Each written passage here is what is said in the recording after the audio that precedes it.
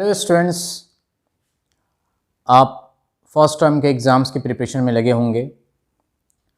आज मैं P block में 15 ग्रुप के हाइड्राइड्स के बारे में आपको बताऊंगा। हाइड्राइड्स, जैसा कि आप जानते हैं कि हाइड्राइड्स बाइनरी कंपाउंड्स होते हैं और हाइड्रोजन जो है वो एस ब्लॉक मेटल्स के साथ और पी ब्लॉक एलिमेंट्स के साथ और डी ब्लॉक के साथ ETC कंबाइन करके हाइड्राइड्स बनाता है। पी ब्लॉक के जो हाइड्राइड्स होते हैं वो कोवलेंट इन नेचर होते हैं, यानी उनमें कोवलेंट बॉन्ड होता है, कोवलेंट बॉन्ड पाया जाता है। और फिर पी ब्लॉक में जो हैं आपके ग्रुप कितने हैं, ग्रुप आपके पी ब्लॉक में 13 से लेकर 18 ग्रुप्स होते हैं। 12th में आपके यहाँ 15 ग्रुप, 16 ग्रुप, 17 ग्रुप और 18 ग्रुप के एलिमेंट्स हैं। तो मैं आज आपको 15 ग्रुप के हाइड्राइड्स के बारे में बताने जा रहा हूँ।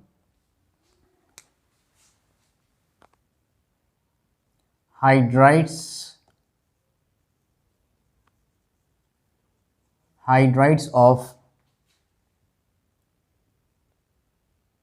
15 ग्रुप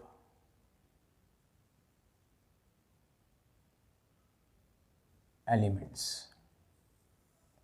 15 ग्रुप के एलिमेंट्स के जो हाइड्राइड्स हैं उसके बारे में आज आपको बताएंगे। तो स्टूडेंट्स, हाइड्राइड्स 15 ग्रुप के जो हाइड्राइड्स का जनरल फॉर्मूला होता है वो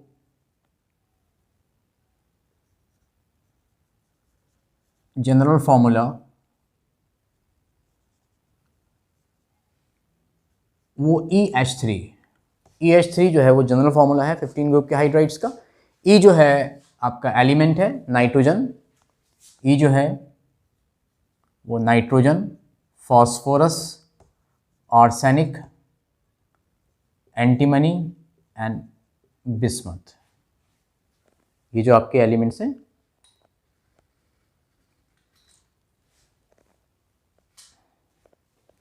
अब स्टूडेंट्स, जो 15 ग्रुप के जो हाइड्राइड्स हैं जनरल फॉर्मूला EH3 है और ये सारे के सारे हाइड्राइड्स जो होते हैं वो कोवलेंट इन नेचर होते हैं क्योंकि इनके बीच में कोवलेंट बॉन्ड पाया जाता है। 15 ग्रुप में वैलेंस इलेक्ट्रॉन जो हैं वो कितने होते हैं, 5 होते हैं, जिसमें कि एक लोन पेयर है सबके पास और बाकी ये 3 जो हैं वो बॉन्ड पेयर बनाएंगे। अब इनकी अगर प्रॉपर्टीज़ की हम बात करें तो प्रॉपर्टीज़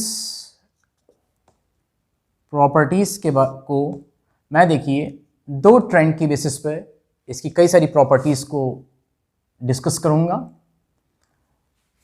एक जो प्रॉपर्टी है इसकी आपकी stability,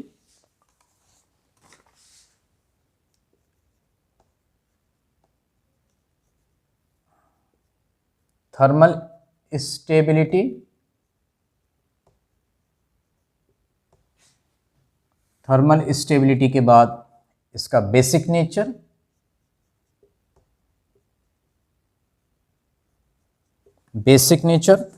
and solubility and dipole moment,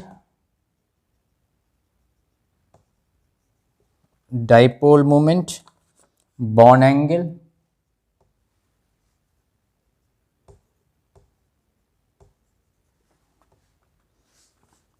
तो ये जो प्रॉपर्टीज़ हैं इसके बारे में हम इसको डिस्कस करेंगे। तो देखें इसकी ये जो thermal stability, basic nature, solubility, dipole moment, bond angle, इन सब के जो हाइड्राइड्स का जो ट्रेंड होगा वो ammonia, then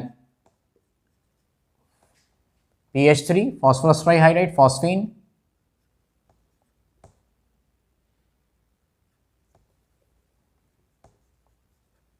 ASH3,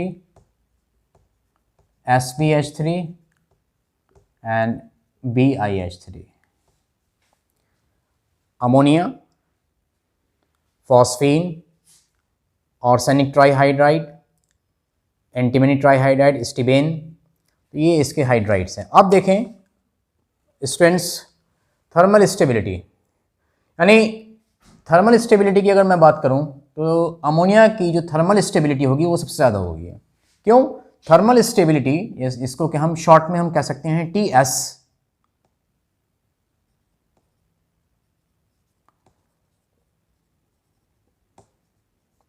thermal stability TS, ये किस पे? ये साइज के डायरेक्टली प्रोपोर्शनल होगी, यानी जिस एलिमेंट का साइज जितना छोटा होगा उसकी थर्मल स्टेबिलिटी उतनी ज़्यादा होगी। साइज जितना छोटा होगा उसकी थर्मल स्टेबिलिटी उतनी ही ज़्यादा होगी। मीन्स नाइट्रोजन और हाइड्रोजन के बीच में जो बॉन्ड है वो स्ट्रॉन्ग बॉन्ड है, क्योंकि नाइट्रोजन का साइज जो है वो छोटा है, हाइड्रोजन का साइज तो सब जगह अपनी जगह फिक्स है। उसके बाद जो pH3 में फॉस्फोरस और हाइड्रोजन के बीच में जो साइज़ है वो ज़्यादा है, यानी बॉन्ड लेंथ बढ़ गई है इसकी, ठीक है। और उसके बाद AS और H के बीच जो बॉन्ड लेंथ है वो और ज़्यादा है, वो और ज़्यादा बॉन्ड लेंथ है then SBH and then BIH। तो ये जो है आप देख सकते हैं कि NH के बीच में जो बॉन्ड है वो स्ट्रॉन्ग है और BIH के बीच में जो बॉन्ड है वो वीक बॉन्ड है। क्यों? क्योंकि नाइट्रोजन का साइज छोटा है और साइज जितना छोटा होगा उतनी बॉन्ड लेंथ कम होगी और बॉन्ड लेंथ जितनी कम होगी उसकी बॉन्ड स्ट्रेंथ उतनी ज़्यादा होगी, यानी NH के बीच में की जो बॉन्ड स्ट्रेंथ है वो बहुत ज़्यादा है, जबकि BIH के बीच में जो बॉन्ड है बॉन्ड लेंथ ज़्यादा है, क्योंकि बिस्मथ का साइज़ बड़ा है और साइज़ बड़ा होने की वजह से क्या होगा, बॉन्ड लेंथ बढ़ेगी, बॉन्ड लेंथ बढ़ेगी तो बॉन्ड स्ट्रेंथ घटेगी। तो ये इसको ब्रेक करने के लिए, यानी इस NH बॉन्ड को ब्रेक करने के लिए बहुत ज़्यादा एनर्जी चाहिए, जबकि BIH बॉन्ड को ब्रेक करना जो है आसान है, आसानी से ये ब्रेक हो जाएगा, इसको ब्रेक करना बहुत ज़्यादा होगा। तो थर्मल स्टेबिलिटी जो होती है वो अमोनिया की सबसे ज़्यादा होती है और बिस्मथ ट्राईहाइड्राइड की जो थर्मल स्टेबिलिटी है वो कम होती है।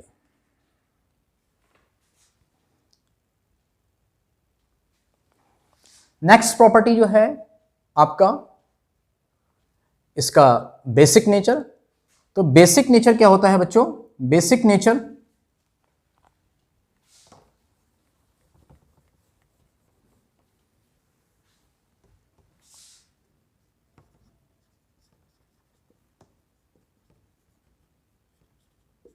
बेसिक नेचर का मतलब यह है कि इस जो ये एलिमेंट्स हैं नाइट्रोजन, फास्फोरस, आर्सेनिक, एंटीमनी और बिस्मथ, इन पे लोन पेयर है और लोन पेयर होने की वजह से ये बेसिक नेचर है, ये बेसिक नेचर होते हैं due to the presence of lone pair.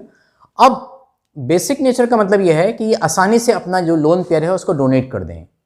तो लोन पेयर का जो डोनेशन है वो अमोनिया में सबसे मैक्सिमम है, जबकि बिस्मथ में जो है वो डोनेशन मुश्किल होगा। एक्चुअल में बिस्मथ ट्राईहाइड्राइड, एंटीमनी ट्राईहाइड्राइड जो हैं ये बेसिक नेचर शो भी नहीं करते हैं, बहुत कमी से करते हैं, जबकि अमोनिया जो है वो एक अच्छा बेसिक है। क्योंकि रीज़न क्या है? क्योंकि जब डाउन द ग्रुप जाते हैं तो इलेक्ट्रोनेगेटिविटी डिक्रीज हो रही है।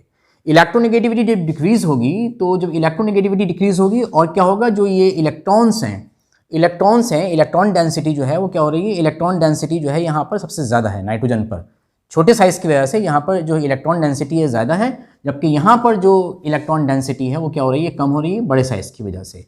तो इसलिए यहाँ पर जो इलेक्ट्रॉन पेयर का डोनेशन होगा वो आसानी से होगा, ईजिली अवेलेबल होगा और इसमें मुश्किल से होगा अवेलेबल। तो ये जो है आपके अमोनिया, फॉस्फीन, ये जो बेसिक नेचर है ये बेसिक नेचर का डिक्रीजिंग ऑर्डर है, यानी अमोनिया एक अच्छा बेसिक है और बिस्मथ ट्राईहाइड्राइड जो है वो बहुत ही वीकेस्ट रिड्यूसिंग बेसिक नेचर की तरह बिहेव करेगा ये, ठीक है। नेक्स्ट प्रॉपर्टी जो है वो सॉल्युबिलिटी की बात करते हैं। सॉल्युबिलिटी,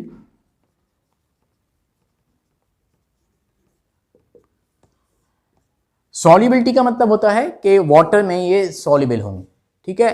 तो अमोनिया जो मॉलिक्यूल्स है, अमोनिया का जो मॉलिक्यूल्स होंगे, अमोनिया ज़्यादा अच्छा सॉल्युबल है, अमोनिया गुड। बाकी जो इनकी सॉल्युबिलिटी होगी down the group solubility decrease करती है। क्यों? रीज़न क्या है कि अमोनिया मॉलिक्यूल्स में इंटर मॉलिक्यूलर हाइड्रोजन बॉन्डिंग है। अमोनिया मॉलिक्यूल्स में नाइट्रोजन के छोटे साइज़ की वजह से यहाँ पर जो हाइड्रोजन बॉन्डिंग है वो इसमें अमोनिया में हाइड्रोजन बॉन्डिंग है, जबकि और मॉलिक्यूल्स में हाइड्रोजन बॉन्डिंग नहीं है। और वाटर मॉलिक्यूल्स में भी हाइड्रोजन बॉन्डिंग होती है। तो हाइड्रोजन बॉन्डिंग होने की वजह से अमोनिया वाटर मॉलिक्यूल के साथ वाटर में जो होता है वो सॉल्युबल हो जाता है due to the presence of intermolecular hydrogen bonding. तो इस वजह से अमोनिया जो है वो सॉल्युबल होगा। बाकी जो सॉल्युबिलिटी होती है, हम कहना सॉल्युबिलिटी जो होगी वो कम होती जाएगी, जबकि अमोनिया के अलावा बाकी जो हाइड्राइड्स हैं वो इनसॉल्युबल होते हैं वाटर में, राइट। उसके बाद जो है वो डाइपोल मोमेंट है। डाइपोल मोमेंट की अगर हम बात करें तो डाइपोल मोमेंट क्या होता है? चार्ज और डिस्टेंस का मल्टीप्लिकेशन जो है वो आपका डाइपोल मोमेंट कहलाता है। तो डाइपोल मोमेंट ये बताता है कि ये जो मॉलिक्यूल होगा वो कितना पोलर होगा, पोलैरिटी के बारे में बताते हैं। तो डाइपोल मोमेंट जो है, डाइपोल मोमेंट जिसको कि हम म्यू से रिप्रेजेंट करते हैं, ठीक है। डाइपोल मोमेंट जो है वो इलेक्ट्रोनेगेटिविटी के डायरेक्टली प्रोपोर्शनल होता है। ENG means electronegativity.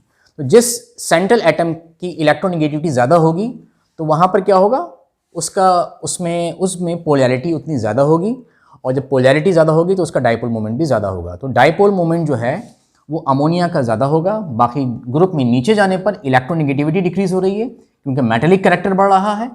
Metallic character बढ़ रहा है। आप जानते हैं कि नाइट्रोजन जो है वो क्या है, नाइट्रोजन और फॉस्फोरस नॉन मेटल्स हैं, और आर्सेनिक और एंटीमनी जो है वो आपका मेटेलॉइड्स हैं, और बिस्मथ जो है वो मेटल है। तो ग्रुप में नीचे आने पर मेटेलिक कैरेक्टर बढ़ रहा है। मेटेलिक कैरेक्टर बढ़ रहा है मतलब इलेक्ट्रोनेगेटिविटी जो है वो डिक्रीज हो रही है, और जब डिक्रीज होगी तो उसमें जो डाइपोल मोमेंट होगा वो भी कम हो जाएगा। तो डाइपोल मोमेंट इलेक्ट्रोनेगेटिविटी के डायरेक्टली प्रोपोर्शनल होता है।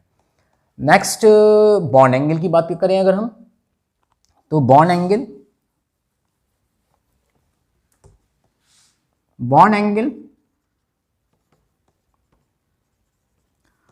एंगल भी डाउन द ग्रुप डिक्रीज करता है। क्यों डिक्रीज करता है? क्योंकि यहाँ पर जो सेंट्रल एटम है नाइट्रोजन, उसकी इलेक्ट्रोनेगेटिविटी ज़्यादा है। तो जितनी ज़्यादा इलेक्ट्रोनेगेटिविटी होगी तो वो क्या करेगा, जो बॉन्ड पेयर है, जैसे कि अमोनिया की बात करें तो अमोनिया में जो बॉन्ड एंगल होता है, और इस पर एक लोन पेयर है, जो बॉन्ड एंगल होता है वो 107 डिग्री के आसपास होता है। तो बॉन्ड एंगल, और ग्रुप में नीचे आने पर बॉन्ड एंगल डिक्रीज कर रहा है। क्यों? क्योंकि अमोनिया में नाइट्रोजन पर एक लोन पेयर है और 3 बॉन्ड पेयर हैं। ये LP है और ये BP है, बॉन्ड पेयर, तो बॉन्ड पेयर। तो क्या हो रहा है कि जब इलेक्ट्रोनेगेटिविटी जितनी ज़्यादा होगी तो ये क्या करेगा, इलेक्ट्रोनेगेटिविटी ज़्यादा होने की वजह से ये जो बॉन्ड पेयर के इलेक्ट्रॉन्स हैं उनको अपनी तरफ तेज़ी से खींचेगा, और जब खींचेगा इलेक्ट्रॉन्स को तो क्या होगा, वहाँ पर रिपल्शन क्रिएट हो जाएगा। तो रिपल्शन जो होगा तो इस वजह से बॉन्ड एंगल जो होगा इसका सबसे ज़्यादा होगा अमोनिया में। ये जो देखें रिपल्शन क्या है, लोन पेयर बॉन्ड पेयर, यानी यहाँ पर जो रिपल्शन है लोन पेयर बॉन्ड पेयर में रिपल्शन है। यानी वेस्पर थ्योरी के अकॉर्डिंग अगर हम बात करें तो वेस्पर थ्योरी के अकॉर्डिंग सीक्वेंस क्या है, lone pair repulsion is greater than the lone pair, bond pair repulsion is greater than the bond pair repulsion. तो आप देखें यहाँ पर जो है वो 2 टाइप के रिपल्शन हैं, lone pair and bond pair, ठीक है। तो यहाँ पर सेंट्रल एटम की इलेक्ट्रोनेगेटिविटी जितनी ज़्यादा होगी उतना वो बॉन्डिंग इलेक्ट्रॉन्स को अपनी तरफ तेज़ी से खींचेगा, अट्रैक्ट करेगा, और जब अट्रैक्ट करेगा तो क्या होगा, उसका बॉन्ड एंगल भी उतना ज़्यादा होगा। और ये जनरली जितने भी हाइड्राइड्स हैं, हाइड्राइड्स इनका जो ये शेप होता है वो क्या होता है, पिरामिडल इन शेप होता है, ये पिरामिडल इन शेप होता है। जबकि और इन पर जो हाइब्रिडाइजेशन है, यहाँ पर एक चीज़ हम चाहें तो और ऐड कर सकते हैं, हाइब्रिडाइजेशन, सेंट्रल एटम पर हाइब्रिडाइजेशन। तो जितने भी आपके हाइड्राइड्स हैं इसमें सेंट्रल एटम, चाहे नाइट्रोजन हो, चाहे फॉस्फोरस हो, चाहे आर्सेनिक हो, चाहे एंटीमनी हो, बिस्मथ हो, इन सब पर जो हाइब्रिडाइजेशन होता है वो क्या होता है, वो sp3 हाइब्रिडाइजेशन है। कैसे निकालते हैं हाइब्रिडाइजेशन, पता होगा आपको कि हाइब्रिडाइजेशन निकालने के लिए अगर आप हाइब्रिडाइजेशन निकालें, हाइब्रिडाइजेशन चाहे आप नाइट्रोजन पे निकालें, चाहे आप फॉस्फोरस पे निकालें, चाहे आप आर्सेनिक पे निकालें, चाहे आप एंटीमनी पे निकालें, ठीक है, ETC। तो यहाँ पर क्या है, यहाँ पर एक लोन पेयर है, फॉर्मूला क्या होता है EP, और EP बराबर होता है LP के, और LP प्लस BP के। तो LP क्या है, यहाँ पर एक लोन पेयर है, और बॉन्ड पेयर कितने हैं, 3 हाइड्रोजन है, 3 बॉन्ड पेयर हैं, तो कितना हो जाएगा 4 का मतलब क्या हो गया sp3। तो sp3 जो है इनका हाइब्रिडाइजेशन होता है, और लेकिन sp3 हाइब्रिडाइजेशन की वजह से इसकी जो ज्योमेट्री होती है वो इनकी पिरामिडल है, टेट्राहेड्रल नहीं है। क्यों नहीं है tetrahedral? Just because of presence of lone pair which creates repulsion. तो जब नॉर्मल बॉन्ड एंगल इनका जो होता है वो 109.5 डिग्री ना होकर के इनका बॉन्ड एंगल 107 डिग्री होता है। बॉन्ड एंगल जो है वो आप देखें कम हो गया है, ठीक है। तो क्यों है? Just because of presence of lone pair. और इनकी जो ज्योमेट्री होती है वो टेट्राहेड्रल ना होकर के 107 पिरामिडल इन शेप होती है। रीज़न क्या है? लोन पेयर की वजह से, ठीक है। तो एक तो ये ट्रेंड था। दूसरा जो ट्रेंड है वो है आपका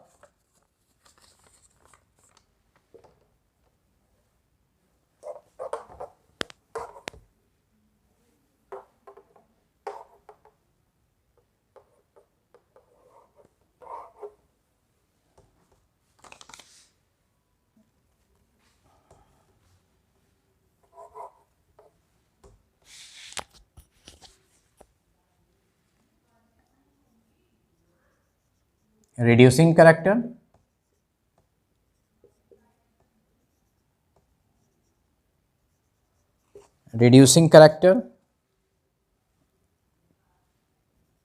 covalent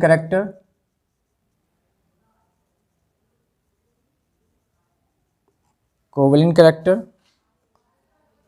reducing character, covalent character और पॉइजनस नेचर भी हम कह सकते हैं। यहाँ पर पॉइजनस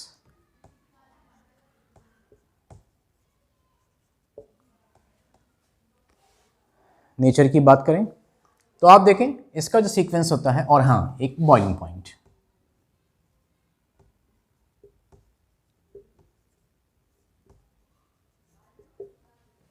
देखें रिड्यूसिंग करैक्टर, कोवलेंट करैक्टर की अगर हम बात करें तो जो सीक्वेंस है इनका क्या होता है?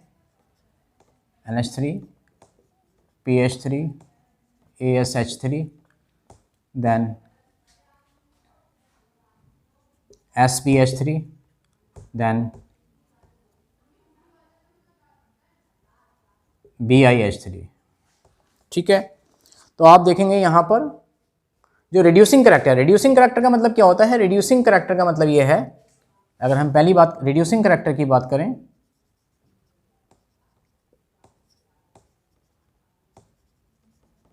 रिड्यूसिंग करैक्टर का मीनिंग क्या है? मतलब ऑक्सीडेशन। और ऑक्सीडेशन का मीनिंग क्या है? लॉस ऑफ हाइड्रोजन का रिमूवल, ये लॉस। तो कौन आसानी से हाइड्रोजन रिमूव कर देगा? ये जो है लॉस ऑफ हाइड्रोजन, ये डिपेंड करेगा किस पे? ये डिपेंड करेगा थर्मल स्टेबिलिटी पे।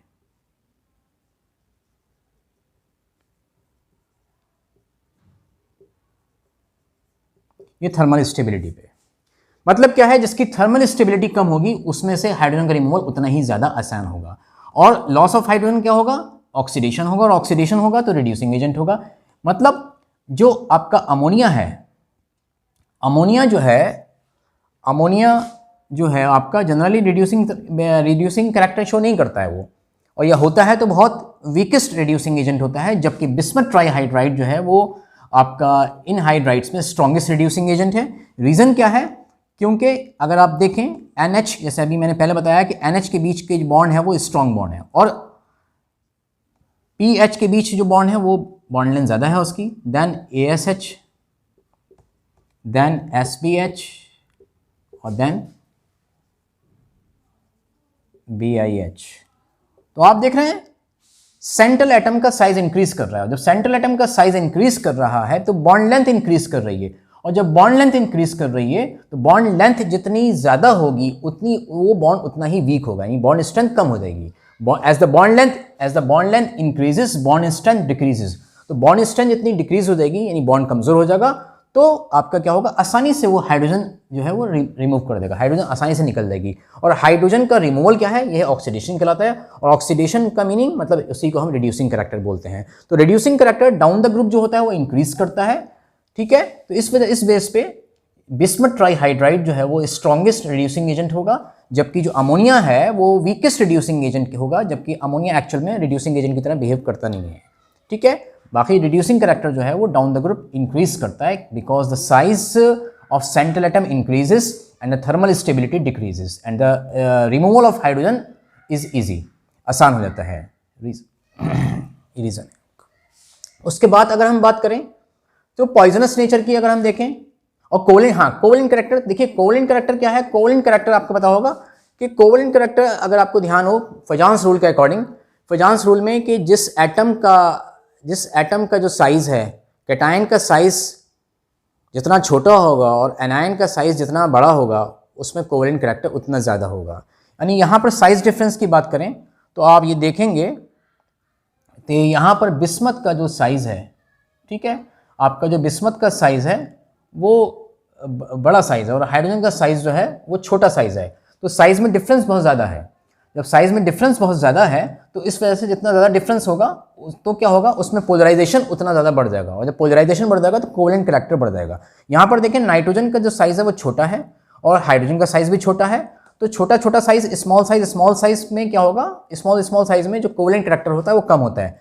अब जैसे जैसे नीचे जा रहे हैं तो सेंट्रल एटम का साइज़ इंक्रीज़ कर रहा है, और जब इंक्रीज़ करेगा और हाइड्रोजन का साइज़ जो है वो अपनी जगह फिक्स है, लेकिन सेंट्रल एटम और हाइड्रोजन के साइज़ में डिफरेंस बहुत ज़्यादा है। इट मीन्स कि उसमें जो पोलराइजेशन है उतना ज़्यादा होगा, और जब पोलराइजेशन जितना ज़्यादा होगा तो कोवलेंट कैरेक्टर ज़्यादा होगा, ठीक है।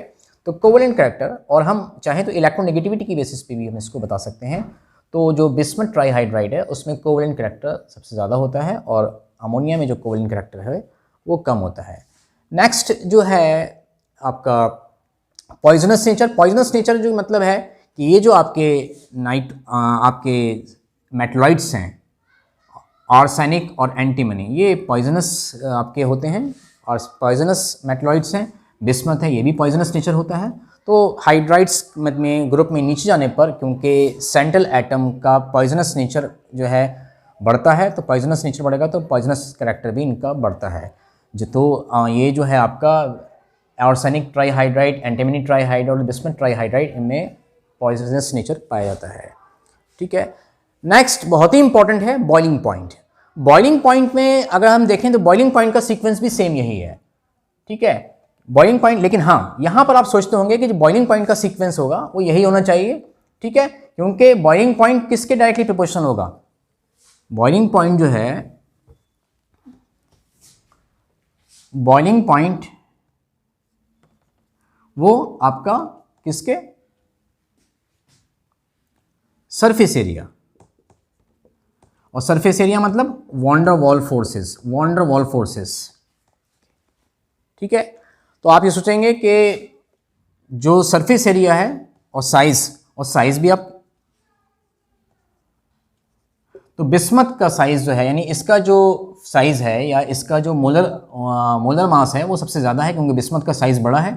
तो मोलर मास बड़ा होने की वजह से इसका जो बॉइलिंग पॉइंट होगा, जितना बड़ा मॉलिक्यूल होगा उसको उबालने में, उसको बॉईल करने में ज़्यादा एनर्जी चाहिए होगी, राइट। तो ठीक है, बिस्मथ का जो बॉइलिंग पॉइंट होता है, जो बॉइलिंग पॉइंट है वो आपका बिस्मथ ट्राईहाइड्राइड का वो सबसे ज़्यादा होता है। लेकिन यहाँ पर स्टूडेंट्स कुछ जो सीक्वेंस है वो इस तरीके से है।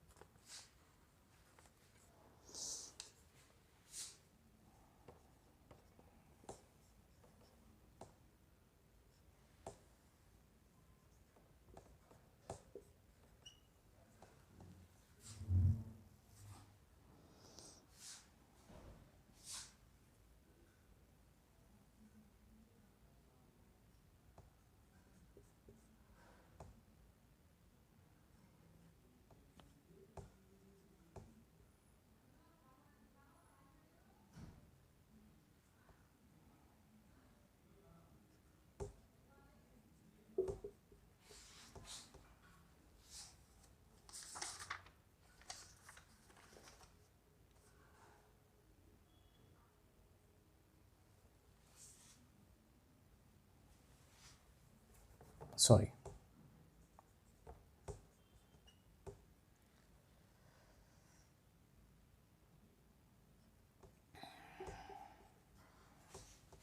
तो ये देखें, ये जो करेक्ट सीक्वेंस है वो ये है आपका। अब आप देखें यहाँ पर जो बॉइलिंग पॉइंट है, तो बिस्मथ ट्राईहाइड्राइड का जो बॉइलिंग पॉइंट है वो सबसे ज़्यादा है, ठीक है।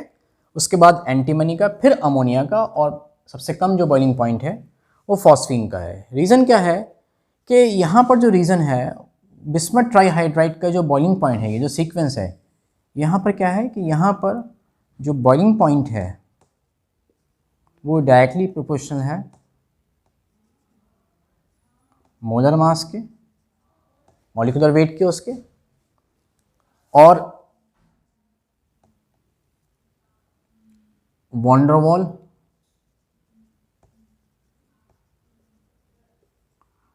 फोर्सेस,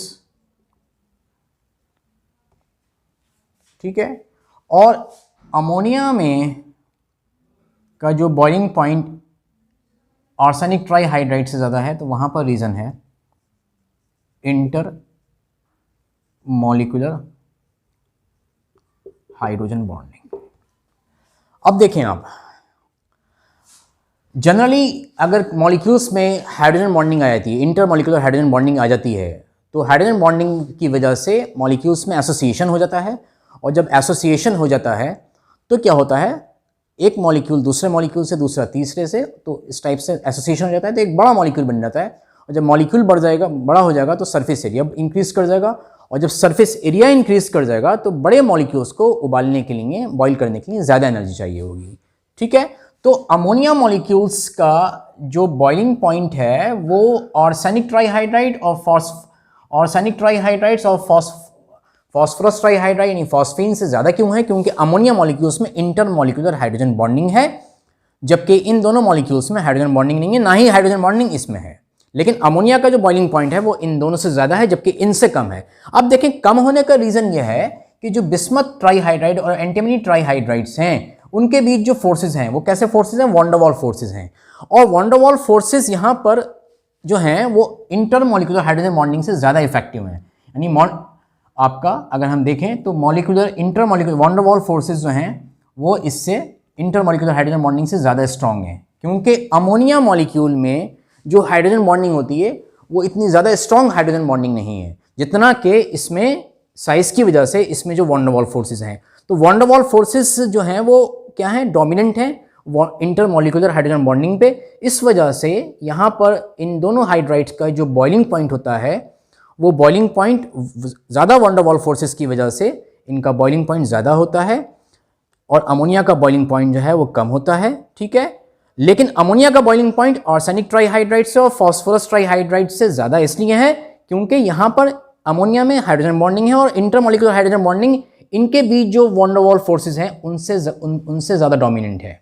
लेकिन यहाँ पर जो इंटरमॉलिक्यूलर फोर्सेज हैं वो इतने ज़्यादा डोमिनेंट नहीं हैं because of larger in size, ठीक है। यहाँ पर हाइड्रोजन बॉन्डिंग, तो आप यहाँ पर इन बिस्मथ ट्राईहाइड्राइड का जो बॉइलिंग पॉइंट है वो जो है सबसे ज़्यादा होता है। आई थिंक शायद मे बी शायद 290 के करीब होता है, 290 के करीब बिस्मथ ट्राईहाइड्राइड का बॉइलिंग पॉइंट जो है वो ज़्यादा है, और जो आपका अमोनिया का है वो 238 के करीब होता है, 0.5, और ये 290 के करीब केल्विन। तो रीज़न वही है, इसलिए कंफ्यूज नहीं हो। बहुत से बच्चे कंफ्यूज होते हैं कि हाइड्रोजन बॉन्डिंग पे अप्लाई तो कर देते हैं कि अमोनिया का, चलिए बॉइलिंग पॉइंट कह देते हैं कि अमोनिया का जो बॉइलिंग पॉइंट है उसमें तो ज़्यादा क्यों है? क्योंकि अमोनिया में इंटरमॉलिक्यूलर हाइड्रोजन बॉन्डिंग है। तो सीक्वेंस ये जाता होगा कि अमोनिया का बॉइलिंग पॉइंट सबसे ज़्यादा होगा, और उसके बाद जो बॉइलिंग पॉइंट है वो ग्रुप में नीचे आने पर साइज़ की वजह से इंक्रीज़ करेगा, क्योंकि सरफेस एरिया बढ़ेगा। तो ये सोचते होंगे,